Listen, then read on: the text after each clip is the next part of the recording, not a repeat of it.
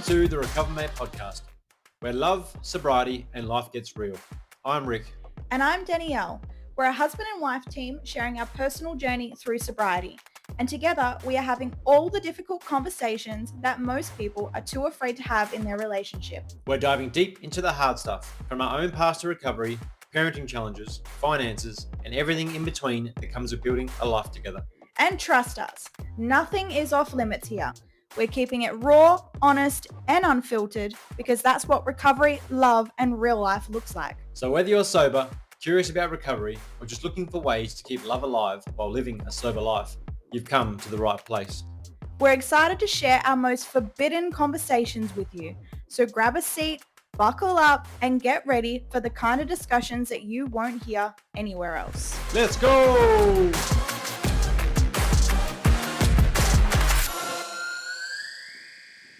We're back. It has been a red hot minute since we have jumped back onto the RecoverMate podcast. We've been busy.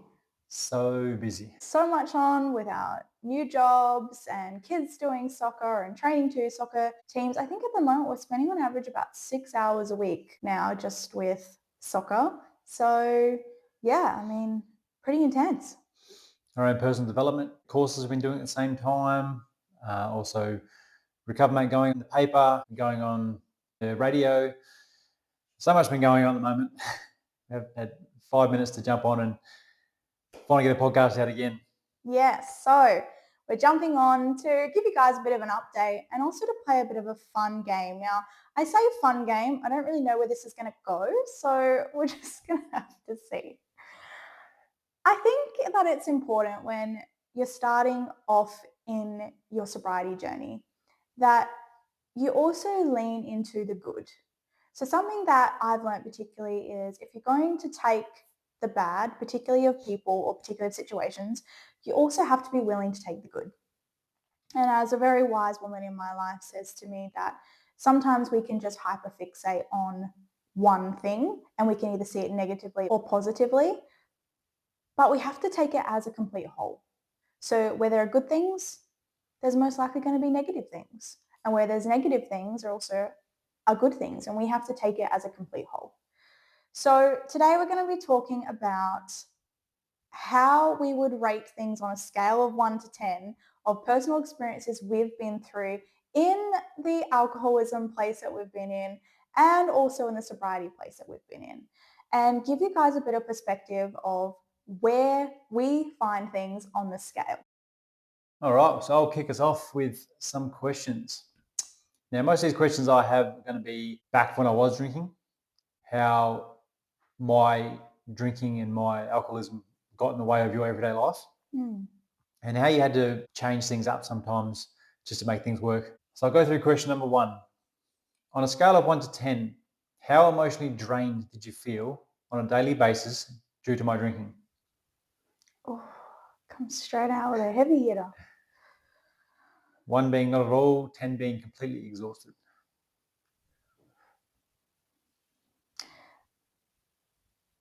It's up there for me. I think, well, what I know is alcoholism has not only a direct impact on the person who is suffering and has the addiction, but it also affects the people around you as well. And it was really painful for me to see you in that place. So for me, I would rate it up there as an 8 or a 9. It's not completely exhausted, but very close to. Yeah, I think that I definitely had some more room that I could have hit a higher level, but emotionally and physically I was pretty spent. On a scale of 1 to 10, how much control did you feel you had over your drinking at your lowest point? At my lowest point, 10 being out of control. Lowest point would be a 9 because it was really when I started. Once I started drinking at my lowest point, I had no control at all. when I was an everyday drinker, it was maybe a 5 or 6. I can control it to a degree. But again, as soon as I started drinking, all that went out the window. So it went very easy from a 5 or 6 on a good day to 8 or 9 as soon as it had 2 or 3 beers. Then that was all the plans had changed. The whole concept of what I was doing for that afternoon or day had changed, and I would just do whatever my ego let me do. On a scale of 1 to 10, how often did you feel like you were walking on eggshells around me? All the time. Particularly when you were drinking. Like, it was, I just never knew what I would get. You became unpredictable. Some days, if you hadn't drank yet, it was okay, but it was always like waiting for the other shoe to drop or waiting for you to get to that point.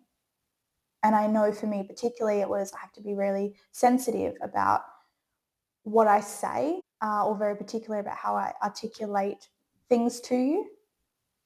Because if you took it the wrong way, things could go very south quite quickly. And you had a thing that I was trying to control you, and you would filter everything I'd say through that. So if I went to you and I was like, look, I'm really not happy with what's going on right now, you were taking it instantly as criticism, and I was trying to control you. And, so we were just fighting right there off the bat. There was no reasoning. And yeah, I mean, it's up there. It's almost a 10 for me. How strong was your physical or mental cravings for alcohol on a daily basis? 1, rarely thought about it. 10, constant. I'd say a 7 probably as an average. Like in the morning, I wouldn't think about it. But definitely come like at work at lunchtime or getting to the afternoon, you definitely have some thoughts about looking forward for a beer tonight, looking forward to going and doing something. Every activity was always rolled around alcohol, and going out for lunch would be alcohol, doing something on the weekend would be alcohol. So it was always on my mind on a daily basis.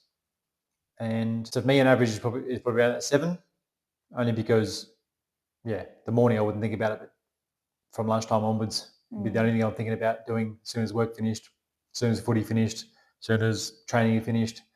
Looking forward to doing that. So I certainly couldn't control my thoughts in that as much as I thought I could. Yeah, I would agree. How much did you feel responsible for your partner's behaviour or choices? And obviously me being your partner. I definitely felt like I had a place in it that enabled your behaviour. Meaning, if I were to go back to the previous question, the walking on eggshells and being afraid to say what I needed to say because it was going to be filtered through that, I definitely felt that.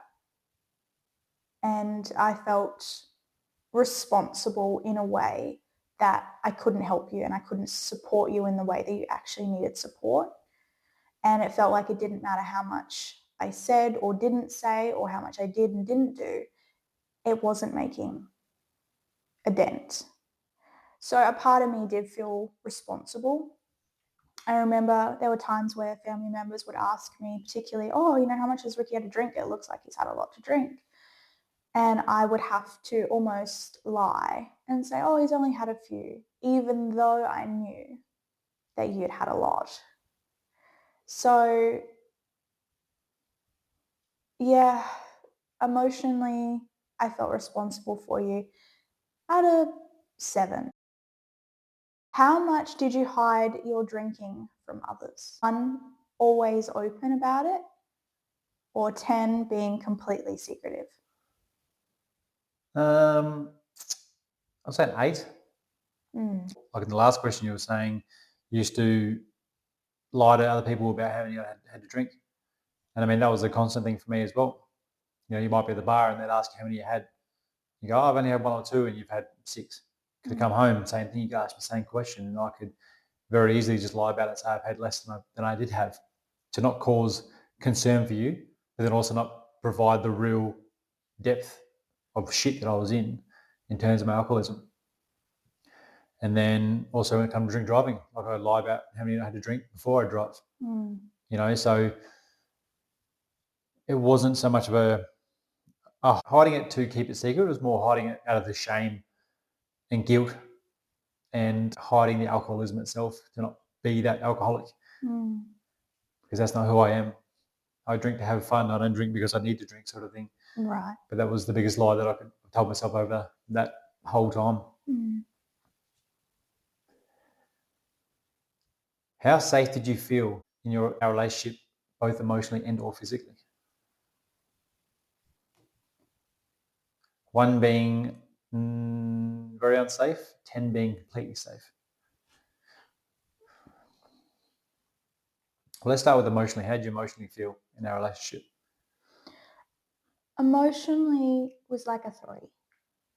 Like, I don't remember feeling very safe to show up and have a conversation with you. I know I didn't have the skills to have a conversation with you either.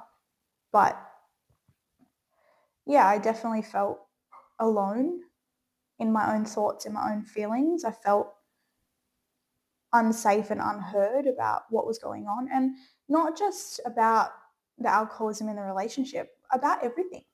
Like, I couldn't really tell you how I felt about me and what was going on with me emotionally. I couldn't talk about how, my family were affecting me at the time. I couldn't talk to you about my own personal growth, work, the kids, money. Like, it all felt off limits, and it all felt really unsafe for me. And how did you feel physically? How safe did you feel? Maybe a 7. So physically, well, I've always been one to hold my own. So I found out on a few occasions. But yeah, like, I've come from a background of putting yourself out there and physically showing up in conflict and physically showing up. But with you, you always physically made me feel safe. Like, if we went anywhere or we were together, like, I knew that I was safe with you, but it was definitely the emotional. How much denial were you in about having a problem with alcohol? 1 being fully aware of the issue, 10 being total denial. 1 with a 0 on the end. No, I was in total denial. It wasn't until I really looked at it and really understood that the addiction wasn't around the alcohol. The addiction was around numbing the traumas and the pain that I had in the past. And that's what, I guess, the biggest insight that I've ever gotten was that people always go, you're addicted to alcohol, you're addicted to that. So, no, you're addicted to numbing yourself from pain and trauma. And alcohol was my tool that I used. People use drugs, people use other different bits and pieces to drown out problems and drown out the issues and drown out the fear and what they have in their own traumas and pain. So when I really learned about that, and really learned that instead of actually dealing with them head on from a sober place, because I was scared of what was going to happen.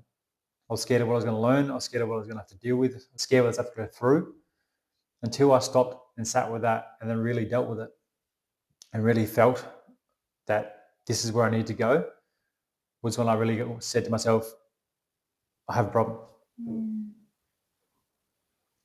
And alcohol was the problem because it was the tool. I'm really glad you said that, because it's really important that people hear that. Because if we actually don't deal with the emotional thing, we're just going to pick it up and put it somewhere else. Like you said, there's a transference that happens. You might stop using alcohol, but then you might overindulge in food and be emotionally eating to suppress those same emotions and same feelings, or with drugs or social media or whatever other type of addictions that we deal with, which is why we talk so much about not just alcoholism, but we talk about addictions in general, because there is a transference. And with any addiction, you do have to replace it with something else, something we like to encourage more positive. Exactly. So once I sat with it and gone, all right, I need to sort this out. That's when I was like, I need to really understand it. I have a problem with alcohol. I have a problem with using alcohol to deal. So now I have to push past that and go to the next space that I'm in now. Mhm.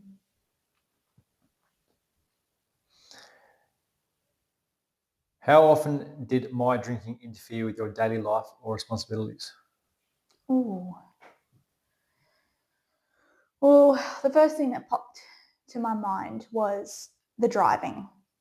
So whenever we had something on, I was always default driver, particularly because I couldn't trust the fact that wherever we were going, you were not going to drink. So that was really annoying. Like, it actually became an annoyance. But on the flip side, I had told myself a story. Well, if I do it, then I know we're safe. So for me, it always came back to that safety.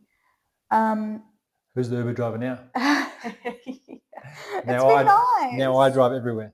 But it's been nice. Like, For the same reason, so I know we're safe. Yeah, well, no, great driver. But yeah, so like that was the first thing.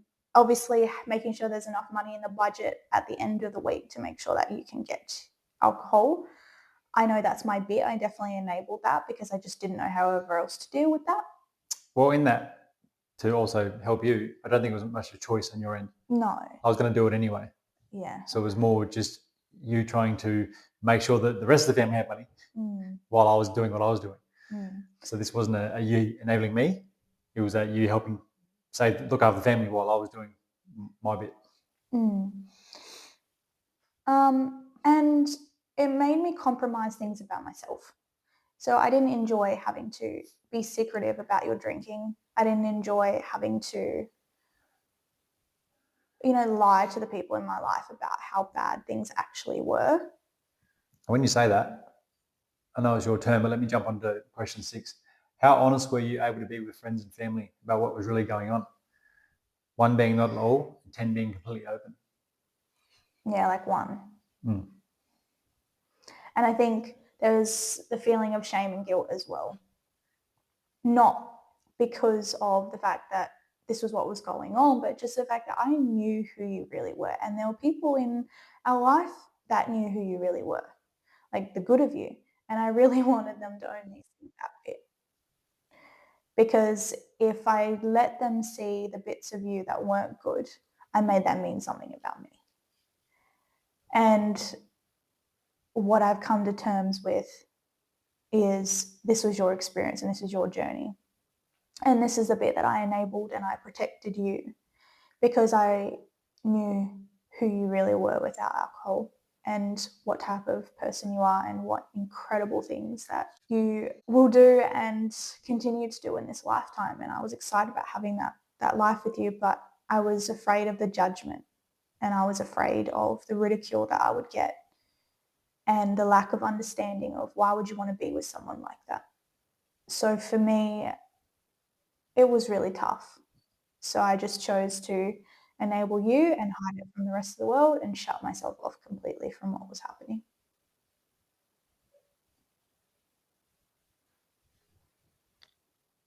How afraid were you to seek help or admit that you needed support? 1, extremely fearful, or 10, not afraid at all. When it comes to seeking help, I mean, I didn't think I needed help, right? For a long time, I didn't think I needed help. It was just going to have some fun, and that's all it really was. And all these lies I tell myself. It wasn't until I come to terms with that I have a problem. And when it comes to seeking help, it's not like I was afraid to seek help. I just didn't know where to go. I think was my biggest thing. I've been to AA before, and that didn't really entice me at the time.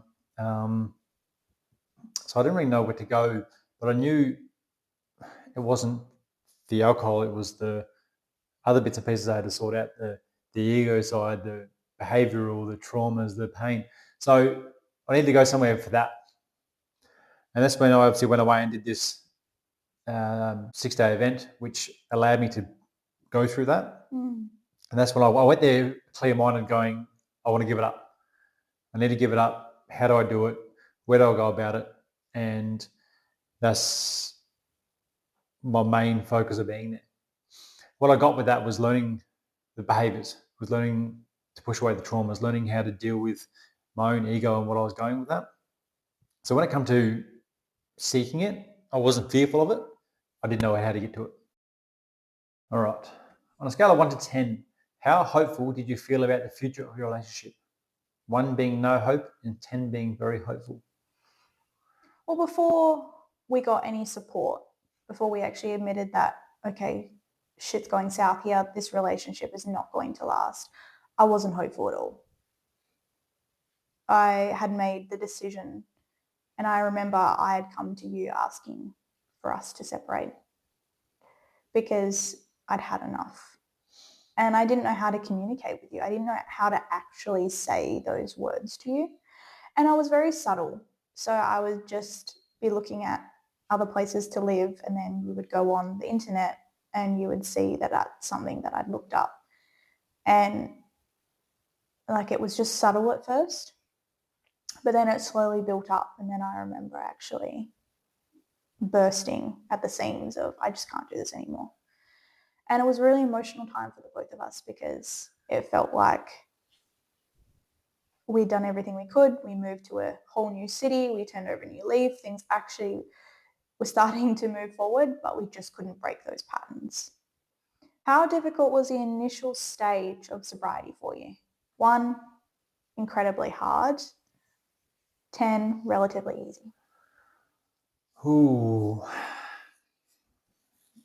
I think any sobriety journey, when it comes to any type of addiction, it can be very hard to start with. I think me doing that 6-day men's event, like I explained before, I got a lot of clarity in that, which allowed me to come out of that event with a bigger perspective. And also, I was stopped drinking at the start of that. So I had 6 days being stuck with these coaches and with these people, all trying to better yourselves. So your first week's going to be very likely your hardest week you're going to go through. And my pretty much first week was in that event. So I think that was definitely the best place I could have been at the start of my journey. Coming out of that, I obviously explained to you that I wanted to have some time off drinking. You took that on, sort of. Believe you. Sort of took that on. But then for me, it was just to prove. I want to prove to you that I can do better and prove to you that I wanted more. So when it came to being hard, it was maybe a 5 in that event because it's like I said, I was with other people I could bounce off, and none of us drinking in that event. So it was nice to be able to have that with everyone. Then coming out of the event for the first, very likely, month, it was probably around that 3 mark because, a lot of things would pop up, hit with a lot of things that you'd normally then use alcohol to numb it or to get through it.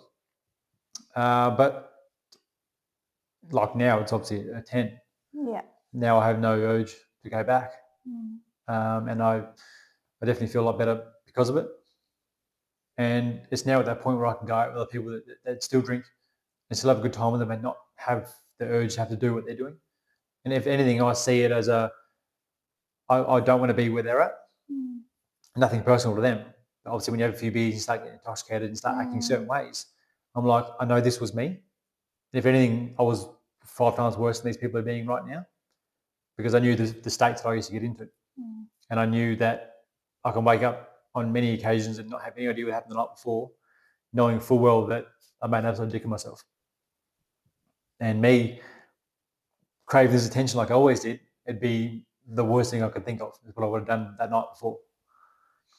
So at the time, anywhere between 3 and 5 for the first sort of month or two. And then obviously leading up till now, it's easily 10 now. And I think, like you said, you set yourself up for success. And that's really important. And what we do here at RecoverMate is we help you set yourself up for success. So when you're first starting out in your sobriety journey, or you're deciding, I'm going to give up this addiction, it's actually about putting yourself in a new environment or creating a new environment and a new way of thinking, and also hope that you actually can make this change to your life. I think it's what was big about the 44 Strong Challenge is that we're all like-minded individuals trying to get through our own addictions. And a part of that was not to drink in those 44 days. But during those 44 days, you're also a part of our community, talking with us all, going through our own things and allowing each other to bounce off one another, to stay committed, to stay sober, to stay out of our addictions. But it's also about the journaling, it's about the fitness side of things, it's about the social posting and just becoming that real big community together, which is what I got in that event. On a scale of 1 to 10, how did you feel when you first found out I went sober and where I'm at this point in time? 1 being shit, 10 being perfect and great and lovely and astonishing. I mean, like you said, when you came back from the event and you said for the first time, look, I'm really going to give this a red hot crack and I'm going to go sober for 12 months. I didn't believe you.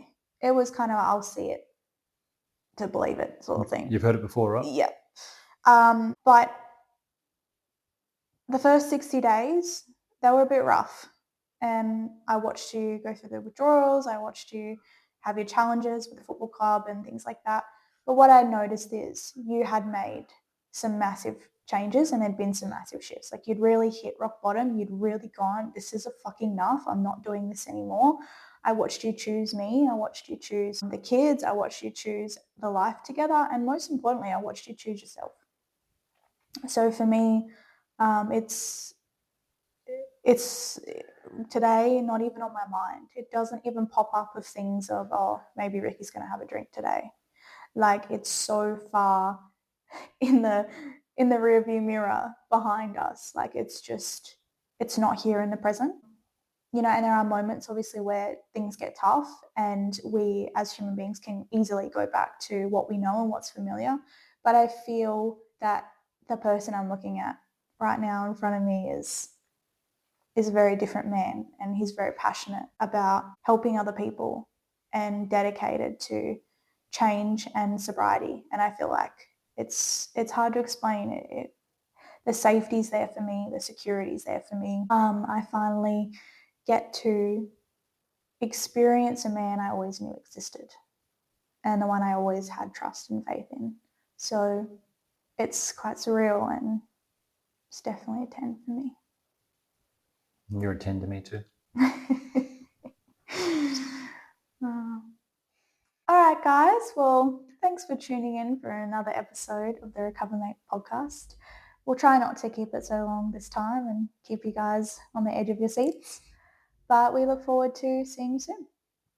All right, guys. Till next time. Bye.